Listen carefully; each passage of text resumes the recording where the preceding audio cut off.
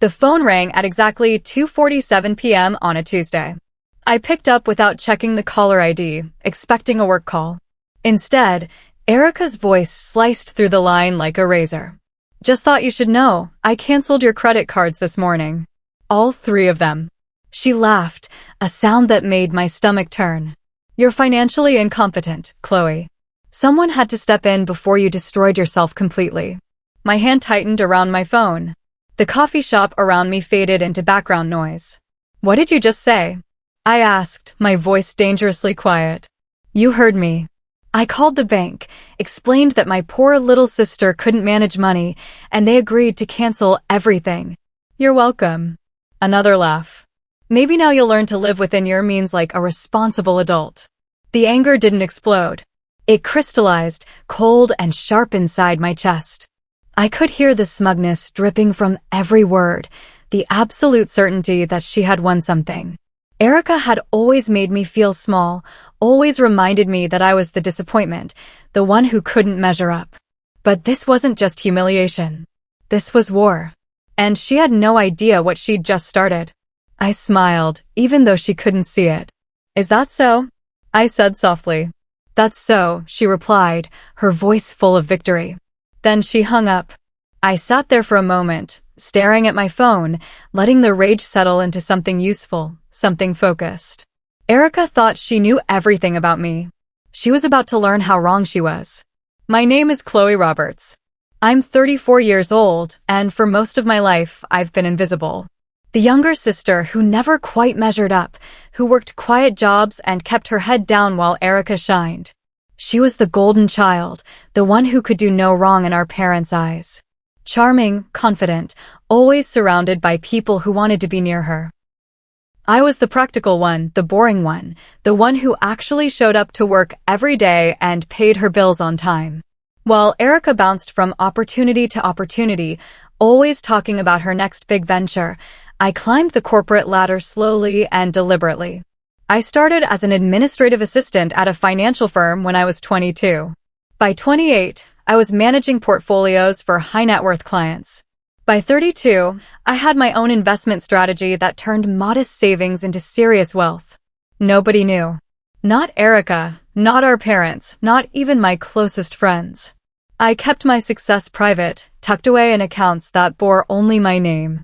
I drove a modest car, lived in a small apartment, and dressed like someone who made a comfortable but unremarkable salary.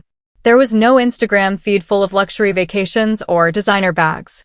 No bragging at family dinners. Just quiet, disciplined accumulation of wealth that nobody suspected existed. Meanwhile, Erica lived loud. She posted every achievement, every purchase, every moment that made her look successful. But I knew the truth. I knew she borrowed from our parents constantly. I knew her businesses failed more often than they succeeded. And I knew that behind all that confidence was someone barely staying afloat. 3 months before the phone call, I discovered something that changed everything. I was visiting our parents for Sunday dinner when I accidentally opened a piece of mail addressed to me. Except it wasn't for me. It was a loan application rejection letter, but my name was on it. My social security number. My employment history, except the details were all wrong. I stared at the letter, my heart pounding. Someone had used my identity to apply for a loan. And I knew exactly who it was. I confronted our mother first, showing her the letter. She went pale, then looked away. "Erica said she had your permission," she whispered. "She said you two had discussed it, that you were helping her with a business opportunity." "I never gave her permission for anything," I said, my voice shaking. My mother wrung her hands. She said the bank made a mistake, that she would fix it. "Please don't make a big deal out of this, Chloe. You know how stressed she's been." That was the moment I realized nothing would ever change unless I forced it to change. Erica would keep taking, keep manipulating, keep treating me like someone she could use and discard. And everyone would let her because confronting Erica meant dealing with her anger, her tears, her ability to twist every situation until she was the victim. I took the letter home. I made copies. I started digging into everything I could find about Erica's finances. And what I discovered was worse than I imagined. The next morning, I scheduled a meeting with Thomas Brennan, my private banker at Sterling Trust. Thomas had managed my accounts for 6 years, watching my portfolio grow from a few $1,000s to something substantial. He greeted me in his office with his usual professional warmth. "Chloe, good to see you. What can I help you with today?" I sat down, placing my bag carefully on the floor. "I need to confirm something. My investment portfolio, the one we've been building since 2018. What's the current balance?" Thomas pulled up my account on his computer. His eyebrows raised slightly. "As of this morning, you're sitting at just over $15 million. The tech stock diversification we discussed last year performed exceptionally well." 15 million. I let the number settle over me like armor. "And this account is solely in my name? No joint ownership, no beneficiaries, nothing that could give anyone else access?" "Correct. You set it up that way specifically. The only person who can touch this money is you." I nodded slowly. "I need you to add additional security measures. Biometric verification for any transaction over $10,000. Immediate alerts for any access attempts. And I want a full audit trail of anyone who's ever inquired about my accounts." Thomas studied me carefully. "Is there a problem?" "My sister tried to use my identity to apply for loans. I found out recently. I need to make absolutely certain she can't access anything that belongs to me." His expression hardened. "I'll implement everything immediately. And Chloe? If she tries anything at this bank, I'll know about it within minutes." I smiled. That's exactly what I needed to hear. I spent the next 2 weeks digging through public records, credit reports, and every piece of information I could legally access about Erica's financial situation. What I found was a disaster held together with duct tape and denial. She had 4 failed LLCs registered in the past 6 years. Each one had dissolved owing money to suppliers, contractors, or landlords. She had 3 credit cards maxed out to their limits. She owed our parents $87,000 that she'd borrowed over the years for various investments that never materialized. She had a car loan she was 2 months behind on. She'd been evicted from 2 apartments in the past 3 years. And she had applied for 17 different loans in the past year alone, getting rejected for 15 of them. The 2 she'd been approved for were the ones where she'd used my information to boost her application. My credit score, my employment history, my stability to cover for her chaos. I printed everything. I organized it into folders, each one labeled and color-coded. Bank statements, credit reports, business registration documents, email confirmations of loan applications. I even found social media posts where she'd bragged about closing deals that had actually fallen through, posting photos in front of office buildings she'd never signed leases for. Erica had built her entire life on a foundation of lies, and I was about to pull every single support beam out from under her. But I wouldn't do it loudly. I wouldn't do it with confrontation or drama. I would do it the way I'd built my fortune. Quietly, carefully, and completely. Erica's main business account was at a small regional bank, the kind that didn't ask too many questions if you had a friendly relationship with the branch manager. She'd mentioned it once at dinner, complaining about how they wouldn't increase her credit line. I did some research and discovered that the bank used outdated security systems. Their online portal had vulnerabilities that a moderately skilled person could exploit. I wasn't that person, but I knew someone who was. Marcus was a cybersecurity consultant I'd worked with at my firm. He'd once mentioned, half joking, that he could access most small bank systems if he needed to. I called him and explained what I needed. "I want to see my sister's business accounts," I said. "Just read-only access. I need to understand what she's doing." Marcus was quiet for a moment. "This is legally gray, Chloe. If we get caught, there could be consequences. We won't get caught. And I'm not stealing anything. I just need information." He agreed, reluctantly. 2 days later, he sent me screenshots. Erica's business account had $1,247 in it. Her business credit card was maxed at $15,000. She had automatic payments set up that would bounce in 6 days. She'd written checks that hadn't cleared yet, totaling another $8,000. The account was a bomb waiting to explode. I studied the screenshots, planning my next move. Then I logged into my own accounts and made a small transfer. $5,000 sent to Erica's business account from an anonymous LLC I'd set up years ago. Just enough to cover her immediate payments and keep everything from collapsing. For now. Erica called me 3 days later, her voice different. Uncertain. Chloe, did you send me money? I was ready for this. What are you talking about? Someone transferred $5,000 into my business account. I thought maybe you felt bad about how I handled the credit card thing. I let the silence stretch. Why would I send you money after you humiliated me? I don't know. I just thought maybe you understood I was trying to help. By canceling my credit cards without permission? That's help. She sighed. Look, I know I came on strong. But you have to admit, you're not great with money. I was trying to protect you. The anger flared again, but I kept my voice steady. I'm doing fine, Erica. Better than you know. Whatever. Anyway, if you didn't send the money, I don't know who did. But I'm not complaining. She hung up without saying goodbye. I sat back, satisfied. The money I'd sent was a test. I wanted to see how she'd react, how desperate she really was. And now I had confirmation. She was scrambling, confused, and vulnerable. Over the next week, I made 3 more anonymous transfers. Each one just large enough to keep her business from imploding. Each one making her more dependent on money she couldn't explain. And each one giving me more control over her situation than she could possibly understand. Because the thing about Erica was that she never questioned good fortune. She believed she deserved success, so when it arrived mysteriously, she simply accepted it as the universe finally recognizing her worth. 2 weeks after the credit card incident, Erica showed up at my apartment unannounced. I opened the door to find her standing there, arms crossed, face flushed with anger.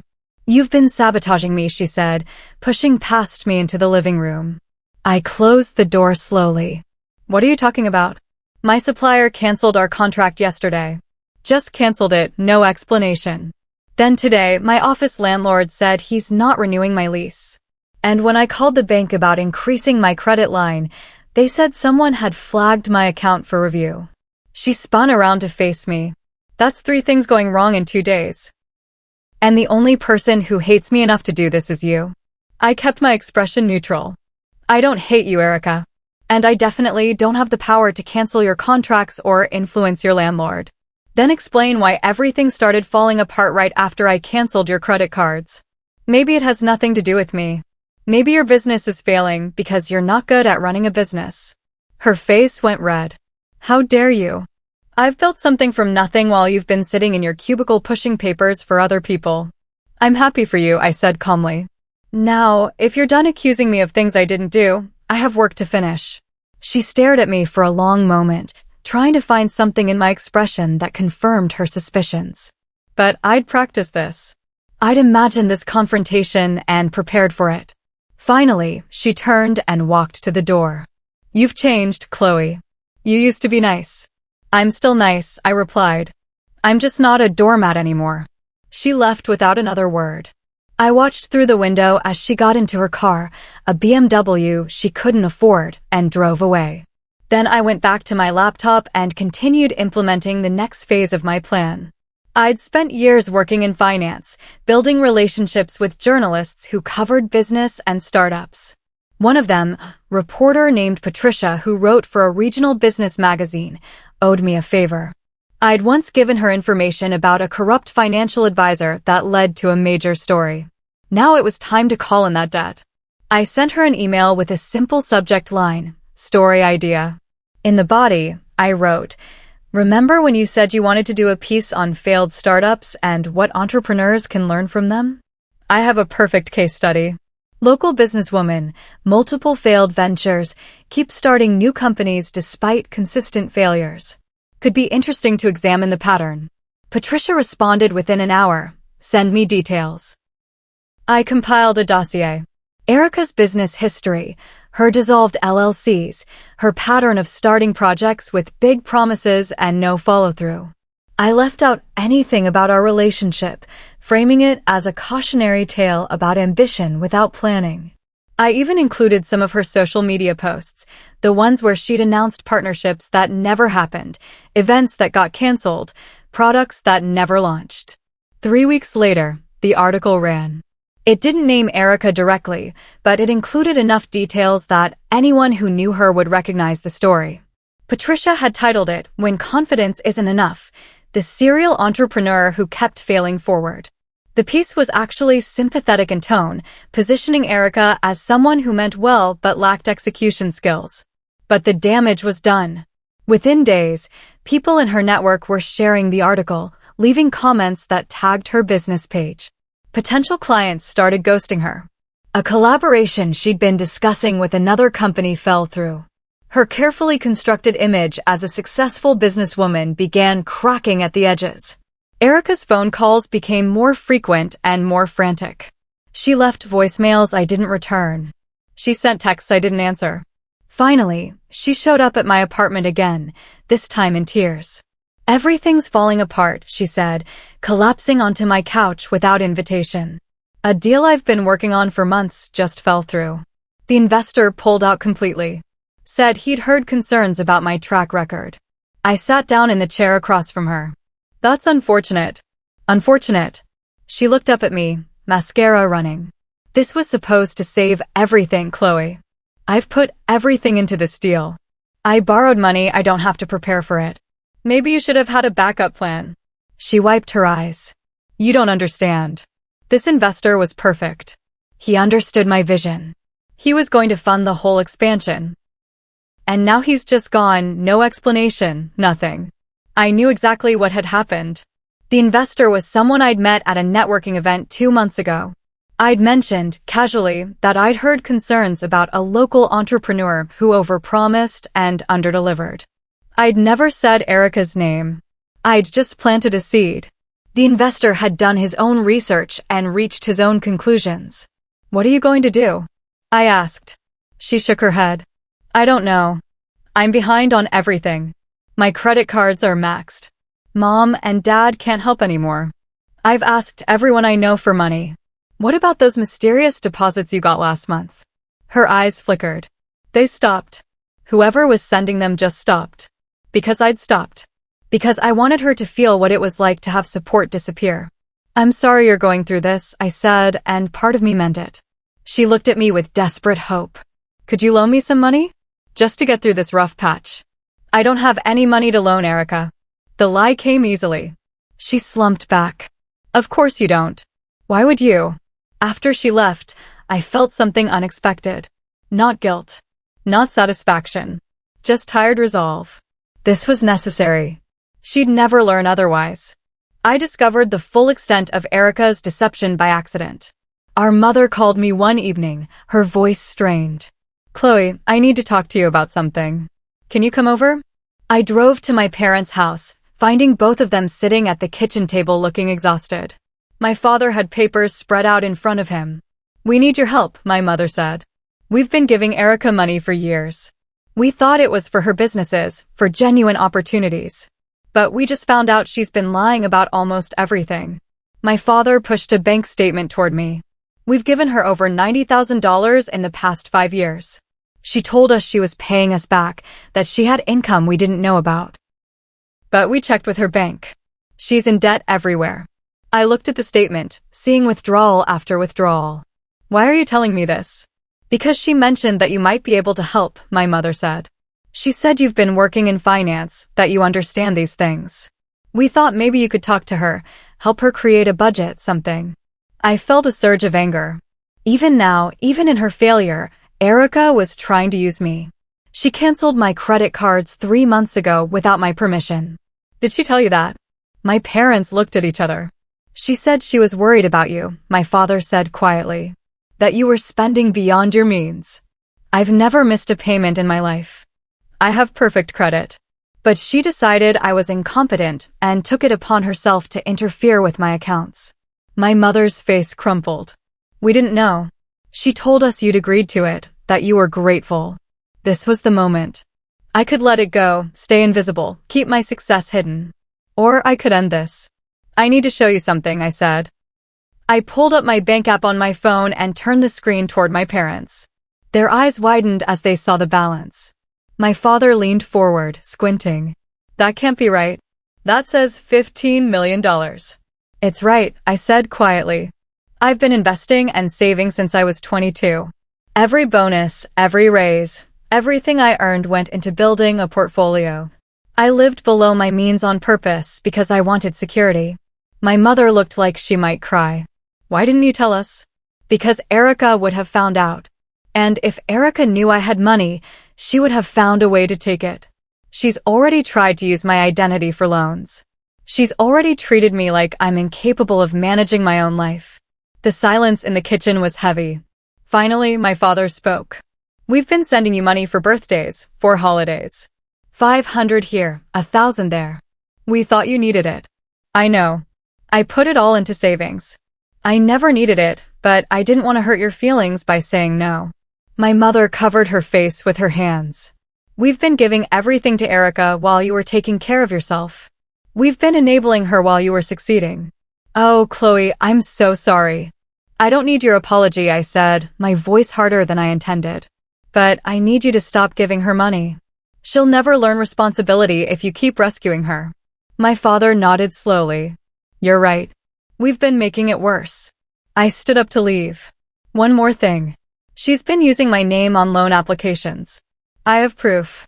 If she does it again, I'll press charges. I left them sitting there, knowing I'd just changed everything. The secret was out. And there was no going back. The news spread through our family like wildfire. Within a week, everyone knew. My aunt called to congratulate me. My cousin sent a text saying she'd always known I was smart. My grandmother, who rarely got involved in family drama, called to say she was proud of me. But the most satisfying call came from Erica. How long have you been rich? She demanded, skipping any greeting. I'm not rich. I'm comfortable. $15 million is rich, Chloe. That's disgustingly rich. I let the jealousy in her voice wash over me. I worked for it. By doing what? Sitting in an office? I've been out there hustling, building businesses, taking risks, and you've just been hoarding money. I've been making smart decisions. There's a difference. She was quiet for a moment. Mom and Dad know? They know. And they're okay with you hiding this from everyone? They understand why I kept it private. They also know about you using my identity for loan applications. The silence stretched long. That was a misunderstanding. No, it was fraud. And if you ever do anything like that again, I'll have you arrested. She hung up. No apology, no acknowledgement of wrongdoing. Just silence and then dial tone. I smiled, feeling something shift inside me. For the first time in my life, I'd drawn a line that Erica couldn't cross. Over the next few days, I noticed changes. Erica stopped posting on social media. Her business website went dark. The phone number for her company went to voicemail. She was retreating, probably planning her next move. But I was already 5 steps ahead. Erica showed up at my apartment again, but this time she didn't look angry. She looked destroyed. Dark circles under her eyes, hair pulled back in a messy ponytail, clothes that looked slept in. I need your help, she said without preamble. Please, Chloe. I'm drowning. I should have felt triumphant. Instead, I just felt tired. Come in. She sat on my couch, hands shaking. Everything's collapsing. I can't pay rent. My car's about to be repossessed. I have creditors calling me every hour. I don't know what to do. You could get a regular job. She looked at me like I'd suggested she jump off a bridge. A regular job won't cover my debts. I owe too much. I need something big, something that pays immediately. You need to file for bankruptcy. No, that would destroy my reputation. I'd never be able to start another business. I leaned back in my chair. Your reputation is already destroyed, Erica. The article came out. People know you've failed repeatedly. Filing for bankruptcy would at least give you a fresh start. She shook her head violently. There has to be another way. You have money. You could loan me enough to get stable and I'd pay you back. There it was. The real reason she'd come. No. Please. I'm begging you. I've never begged anyone for anything, but I'm begging you now. Just enough to clear my immediate debts. 50,000. That's nothing to you. It's not about the amount. It's about what you'd do with it. You'd use it to prop up another failing venture. You'd spend it trying to maintain an image that isn't real. And 6 months from now, you'd be in the same position, asking for more. Tears started falling down her face. I'm your sister. Doesn't that mean anything? It did. Until you decided I was financially incompetent and canceled my credit cards to prove it. After Erica left, I sat alone in my apartment thinking about what came next. I'd humiliated her, exposed her failures, and refused to help when she was desperate. The revenge was complete. But something felt unfinished. I called Thomas at the bank. I need to freeze one of my accounts. The one I use for regular expenses. Make it look like there's a security concern, something that requires in-person verification to resolve. Why would you want to freeze your own account? Because my sister is going to try something desperate. And I want to control the narrative when she does. 2 days later, I got a call from Sterling Trust's fraud department. Ms. Roberts, we've detected suspicious activity on your primary checking account. Someone attempted to add themselves as an authorized user using forged documentation. My heart should have raced. Instead, I felt calm. Who attempted it? The documentation shows a signature that doesn't match your verified signature on file. The name listed is Erica Roberts. I closed my eyes. I need to come in immediately. When I arrived at the bank, Thomas was waiting with a security officer and a stack of papers. They showed me the application Erica had submitted, trying to add herself to my checking account. She'd forged my signature again, this time more carefully. We have her on security cameras, the officer said. She came in yesterday, said she was you, and tried to update the account information. When the teller asked for ID, she left quickly. I want to press charges, I said. Thomas looked uncomfortable. Are you sure? This is your sister. I'm sure. They filed the report. Within hours, the police contacted Erica. And that's when everything truly fell apart. Erica's closest friend, a woman named Vanessa who ran a boutique marketing firm, called me out of nowhere. I don't know if you know this, but Erica used my company as a reference on a major contract application. Said we'd worked together successfully. We haven't. She asked me to lie if anyone called to verify. I recorded the call with Vanessa's permission. Why are you telling me this? Because the contract fell through anyway, and now the company is threatening to sue her for misrepresentation. She's dragging other people down with her. I thought you should know. I thanked Vanessa and added the information to my growing file. Over the next week, 3 more people contacted me. A former business partner who said Erica had taken money from their shared account without permission. A vendor who said Erica had written bad checks. A landlord who said Erica had sublet an apartment she was renting, pocketing the money while not paying her own rent. The pattern was clear. Erica hadn't just been failing. She'd been lying, cheating, and stealing to maintain her facade. And now that the facade was crumbling, everyone she'd wronged was coming forward. I compiled everything into a comprehensive dossier. Bank fraud, identity theft, contract misrepresentation, bad checks. Each piece individually was small. Together, they painted a picture of someone who'd built their entire life on deception. I sent the dossier to the detective handling the bank fraud case. Then I waited. The lawsuit arrived at Erica's apartment on a rainy Thursday morning.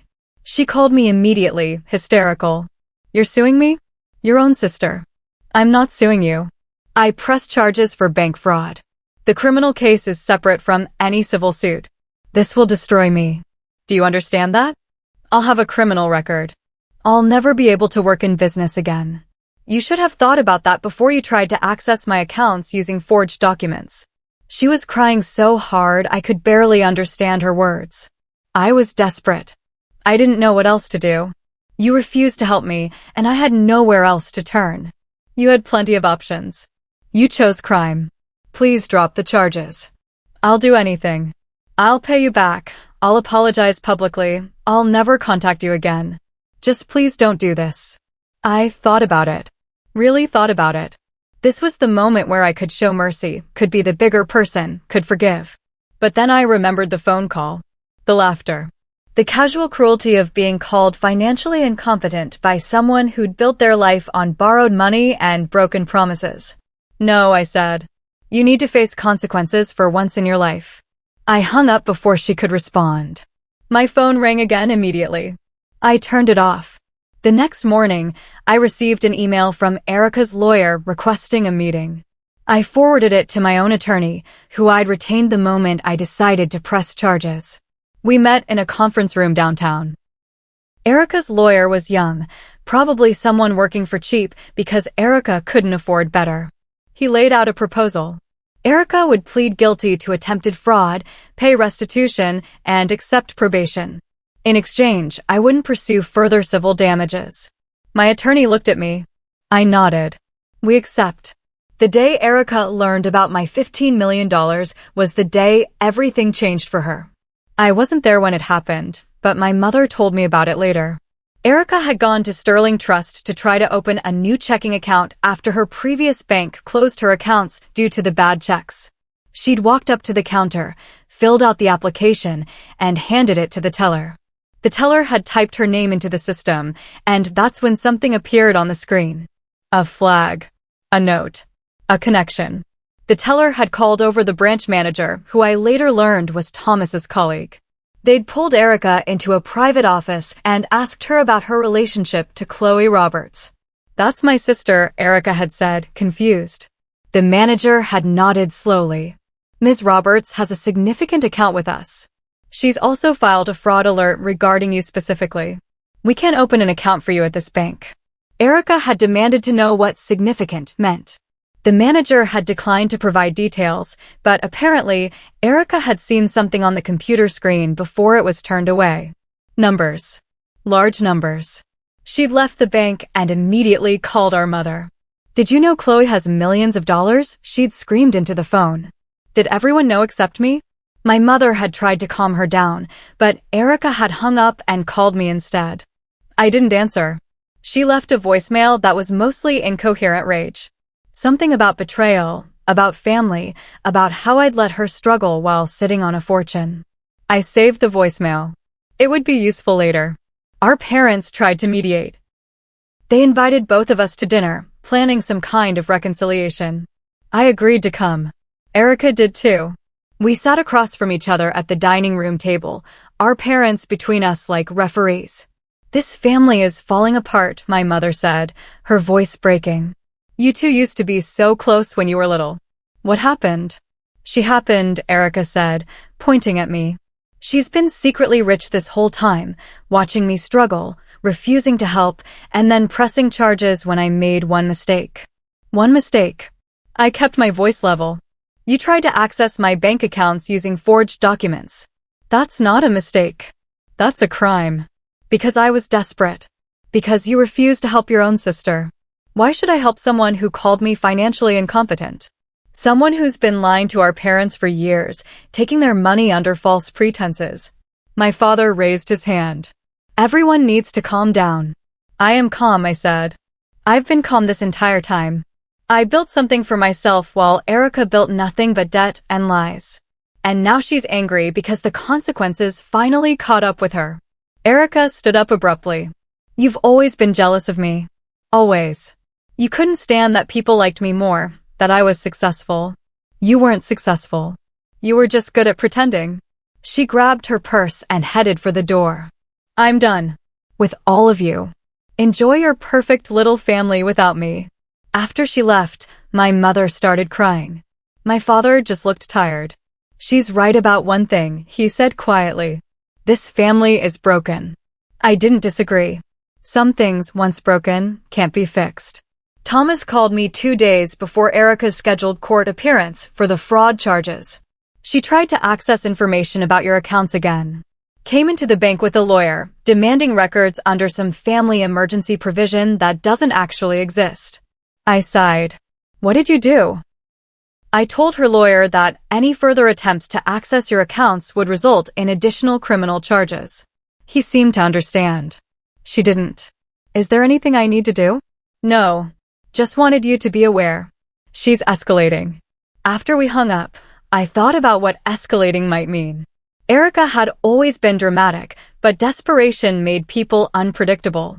I upgraded my apartment's security system, added cameras, and changed my daily routine so I wasn't as easy to track. 2 days later, the court hearing happened. I attended, sitting in the back of the courtroom while Erica stood before the judge. She'd dressed carefully, trying to look professional and remorseful. The judge reviewed the case, looked at the evidence, and accepted the plea agreement. Erica was sentenced to 2 years probation, 200 hours community service, and ordered to pay restitution for the bank's investigation costs. The judge also issued a permanent restraining order preventing her from accessing any of my financial accounts or using my identity for any purpose. As Erica left the courtroom, she looked back at me once. Her expression wasn't angry. It was something else. Hollow. Like she'd finally understood that actions have consequences. Outside, her lawyer approached me. My client would like to speak with you. No. She wants to apologize. I don't want her apology. I want her to leave me alone. He nodded and walked away. I stood there for a moment, feeling the weight of everything that had happened. Then I went home and got back to my life. The next few months were quiet. Erica disappeared from social media entirely. Her business website never came back online. I heard through family that she'd moved to a different city, trying to start over somewhere people didn't know her history. My parents struggled with the fallout. They felt guilty for enabling Erica for so long, angry at themselves for not seeing what was happening. They tried to make amends with me, but the damage was done. I'd spent years being the overlooked child while they threw money at Erica's problems. They'd believed her lies over my silence. Some wounds don't heal just because people finally understand what happened. I focused on my work. I left my corporate job and started my own financial consulting firm, specializing in helping people who'd been victims of financial abuse or identity theft. The first client was a woman whose ex-husband had destroyed her credit. The second was a man whose business partner had embezzled funds. Word spread. Within 6 months, I had more clients than I could handle. I hired 2 associates, rented office space, and built something legitimate. Something that would last. One evening, I got a letter forwarded from my old apartment address. The handwriting on the envelope was Erica's. I almost threw it away without opening it. But curiosity won. Inside was a single page, handwritten. Chloe, I know you don't want to hear from me. I'm not asking for forgiveness or money or anything else. I just wanted you to know that I finally understand what you tried to tell me. I got a job. A real job. Working as an assistant manager at a retail store. It's humbling and it pays barely anything compared to what I thought I deserved. But it's honest work. I'm paying my debts slowly. I'll probably be paying them for years. The probation officer makes me attend financial literacy classes. It's embarrassing sitting in a room with 19-year-olds learning how to balance a checkbook when I'm almost 40. But I needed it. I destroyed everything because I thought I was special, that rules didn't apply to me. I'm sorry for what I did to you. Not just the bank fraud, but everything before that. The credit cards, the identity theft, the years of treating you like you were less than me. You were always the smart one. I just couldn't see it because admitting that meant admitting I wasn't. I don't expect a response. I just wanted you to know. Erica. I read the letter twice, then put it in a drawer. Maybe someday I'd respond. Maybe not. Some apologies arrive too late to change anything. The day everything truly ended was 6 months after the court hearing. I was meeting with a new client when my phone buzzed with an alert from Sterling Trust. Someone had attempted to access my account again. My stomach dropped. I excused myself and called Thomas immediately. What happened? Someone tried to wire money from your investment account to an overseas account. They had your account number, your social security number, everything. But the biometric security we set up stopped it. The request was denied automatically. Was it Erica? No. The IP address traced to someone in Nevada. We've already reported it to the FBI. But Chloe, whoever tried this knew details that only someone close to you would know. I felt cold. My parents. Maybe. Or someone your parents told. We're investigating, but you need to change all your security information immediately. I spent the rest of the day at the bank, implementing new protocols, creating new verification systems, locking down everything. When I finally got home that evening, I called my mother. Did you give anyone my financial information? She was quiet for too long. Your father and I were talking to a financial advisor. We mentioned that you'd been successful, that you'd built a significant portfolio. We thought he might have advice for us. What was his name? She gave me a name I didn't recognize. I looked him up while we were still on the phone. He wasn't a financial advisor. He was a convicted con artist who targeted elderly people. Mom, you've been talking to a criminal. He just tried to steal from my accounts. I heard her gasp. Oh God. He seemed so professional. He said he could help us plan for retirement. Call the police. Report everything. And stop talking to anyone about my money. Anyone. After I hung up, I sat in my apartment feeling the weight of constant vigilance. This was the price of having wealth. People would always try to take it. 3 months later, Erica called me for the first time since the trial. I almost didn't answer, but something made me pick up. Chloe? Please don't hang up. Her voice sounded different. Smaller. What do you want? I heard about what happened with Mom and Dad, about that con artist. I wanted to make sure you were okay. I didn't know how to respond to that. I'm fine. Good. That's good. Silence stretched between us. Finally, she spoke again. I've been thinking about calling you for months. But I didn't know what to say. How do you apologize for destroying someone's trust completely? You can't, I said. I know. But I want to try anyway. Not because I think it'll fix anything, but because you deserve to hear it. I was jealous of you my entire life. You were smarter, more disciplined, more capable of actually finishing things. And instead of trying to be better, I just tore you down to make myself feel superior. I sat down, unprepared for this conversation. Why now? Why are you finally being honest? Because I have nothing left to lose. The lies don't work anymore. The performance is over. This is just me finally being real. And what do you want from me? Nothing. Absolutely nothing. I just wanted you to know that you were right about everything. I was financially incompetent. I was reckless. I was cruel. And you deserved better than how I treated you. Something in my chest loosened slightly. Not forgiveness, not yet. But maybe the beginning of understanding. Thank you for saying that. Can I ask you one question? She said. When did you decide to fight back? I thought about the phone call, her laughter, the casual cruelty. The moment you called me incompetent. That's when I decided I was done being invisible. The final court date came 8 months after everything began. The con artist who'd tried to access my accounts had been arrested, and my parents were testifying against him. I sat in the courtroom watching them describe how he'd manipulated them, how he'd used their guilt about Erica and their pride in me against them. The man was sentenced to 5 years in federal prison. As we left the courthouse, my father pulled me aside.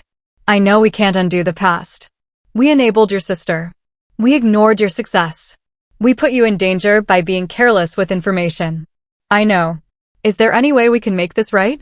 I looked at him, this man who'd always seen Erica as the golden child and me as the dependable one. You can respect my boundaries. You can stop sharing information about my life with people. And you can accept that Erica and I may never have a relationship again. He nodded slowly. We can do that. My mother joined us, her eyes red from crying. I'm so proud of you, Chloe. I should have said that years ago. I should have seen what you were building. I didn't build it for recognition. I built it for security.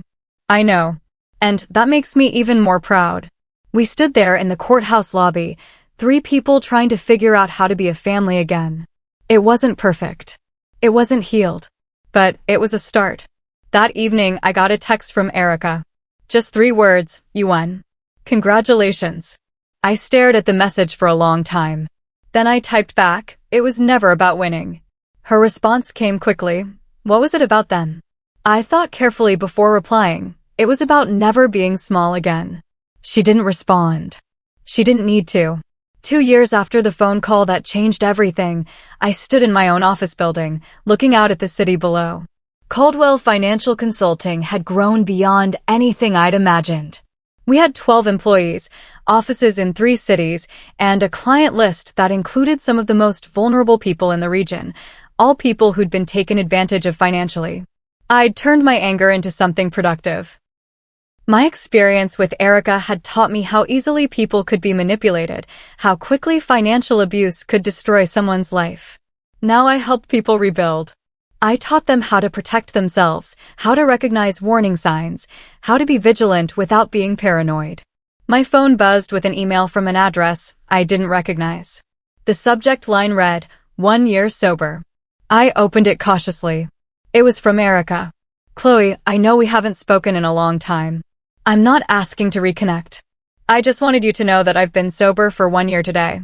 Turns out a lot of my problems came from trying to numb the feeling of being a failure. I'm working a steady job now, managing a small team. It's not glamorous, but it's mine. I paid off my first debt this month. Only about 100 more to go. I heard about your consulting firm. I'm genuinely happy for you. You built something real while I was busy building illusions. I hope you're well. I hope someday you can think of me without feeling anger. But I understand if you can't. Thank you for teaching me the hardest lesson I ever learned. Your sister, Erica." I read the email 3 times. Then I closed my laptop and looked out at the city again. Forgiveness wasn't something that happened in a moment. It was something that grew slowly, carefully, like wealth accumulated over years of small decisions. Maybe someday I'd respond to that email. Maybe someday we'd find a way to be sisters again, in some new configuration that acknowledged everything that had happened. But today, I was content with what I'd built. A business that mattered. A life that was completely my own. And the absolute certainty that no one would ever make me feel small again. I picked up my phone and started typing a response. Just 2 words, "Keep going." Then I hit send and got back to work. The past was behind me. The future was mine to build. And this time, I was building it on my own terms, with my own strength, and with the quiet confidence of someone who'd learned that the best revenge isn't destruction. It's success. It's peace. It's becoming exactly who you were meant to be, regardless of who tried to stop you. My sister had called me financially incompetent. The world now called me an expert. And somewhere in that transformation was the story of how I stopped being invisible and started being unstoppable. The end didn't come with reconciliation or dramatic forgiveness. It came with this, me, standing in my office, looking at my reflection in the window, and finally recognizing the person I'd become. Strong. Successful. Free. That was enough. That was everything.